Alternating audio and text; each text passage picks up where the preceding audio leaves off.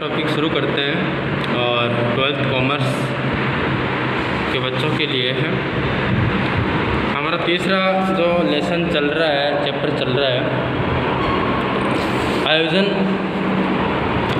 और आयोजन में हमने कल विकल्प पढ़े थे। अलग अलग जो अर्थशास्त्र है उन्होंने अलग अलग व्याख्या की है। आगे हम पढ़ेंगे सीमाएँ। आयोजन सर्वव्यापी है। आयोजन जो होता है वो सर्वव्यापी, यानी सबसे पहले आयोजन के बारे में सोचते हैं। किसी भी क्षेत्र का आयोजन के बिना काम नहीं चल सकता। आयोजन मार्गदर्शक पथ प्रदर्शक है। ये संपूर्ण नहीं है, यह अपूर्ण भी नहीं है। इसके समक्ष समीक्षकों और निष्णातों द्वारा निम्न समीक्षा दी गई है।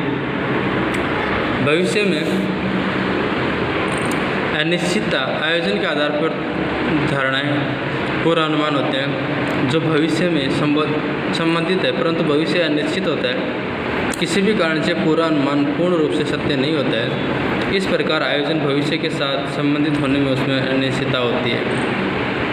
खर्चीली प्रक्रिया आयोजन करने के लिए विशेषज्ञों की सलाह ली जाती है। उनकी फीस ज़्यादा होती है। इनके अतिरिक्त तैयार करने में समय, शक्ति और द्रव्य का अपव्यय होता है। इसलिए आयोजन खर्चीली प्रक्रिया है। आयोजन बहुत ही खर्चीली प्रक्रिया है और इसमें बहुत सारे जो लोग होते हैं उनकी सैलरी भी ज़्यादा होती है। दीर्घ प्रक्रिया आयोजन करने के लिए आवश्यक जानकारी एकत्रित करके उनका वर्गीकरण, विश्लेषण और अर्थघटन करके विविध विकल्पों का विचार किया जाता है, जो लंबी और समय लेने वाली प्रक्रिया है।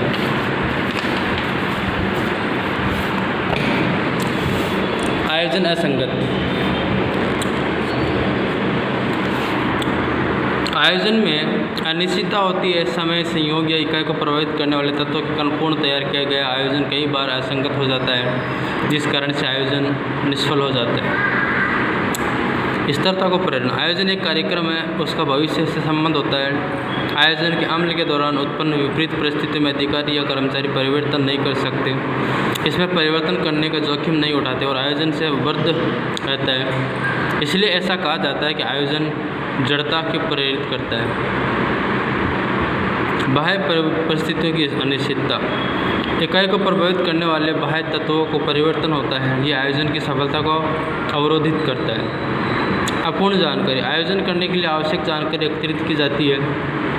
ये जानकारी अपूर्ण या अस्पष्ट हो तो उसके आधार पर तैयार किया गया आयोजन और उसके अमलीकरण से इच्छित परिणामों को प्राप्त नहीं किया जा सकता।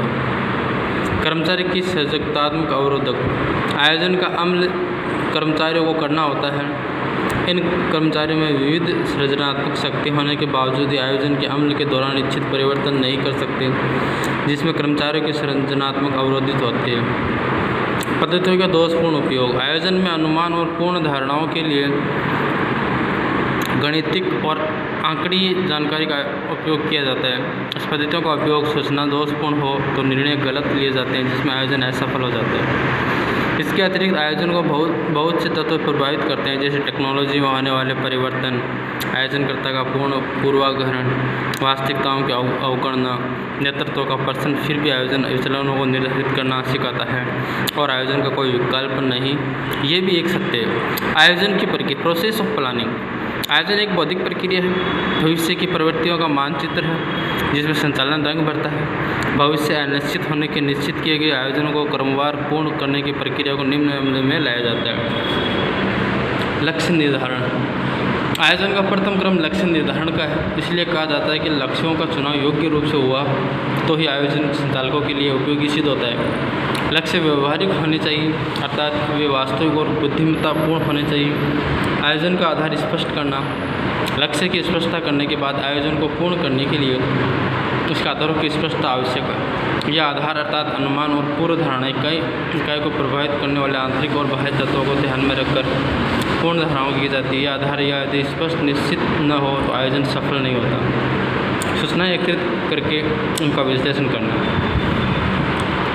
आयोजन का आधार स्पष्ट करने के बाद आयोजन के लिए आवश्यक सूचना प्रत्यक्ष या परोक्ष रूप से एकत्रित की जाती है। उसका वर्गीकरण करने के बाद विश्लेषण और अर्थ गठन किया जाता है, जिसके आधार पर पूरा अनुमान किया जाए तो भविष्य में आयोजन के सचोट परिणाम प्राप्त होते हैं।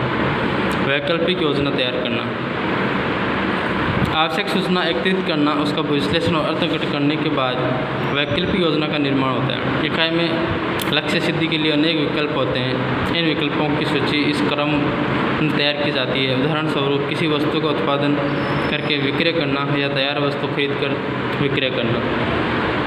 विकल्पों पर विचार करना, वैकल्पिक योजना की सूची तैयार होने के बाद सभी विकल्पों पर विचार किया जाता है, जिसमें इकाई को प्रभावित करने वाले तत्वों और विकल्पों के विषय में विचार किया जाता है। ये एक बौद्धिक प्रक्रिया है। विचार करते समय गणितीय और सांख्यिकी पद्धति का उपयोग करना पड़ता है।